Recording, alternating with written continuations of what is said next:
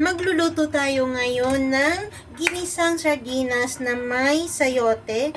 So, maglalagay lang tayo ng oil, tin yung onion, and garlic. Then, lalagay natin itong sardinas.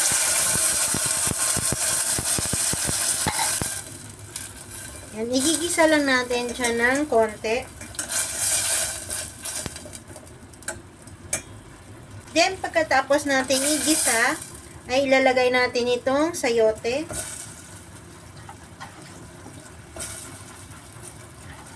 Then, lagyan natin siya ng isang basong tubig. Yung tubig ay nakadepende po sa kung gaano kayo karami yung kakain.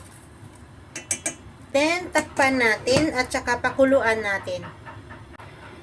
Pag nakulo na, ay maglalagay tayo ng konting asin.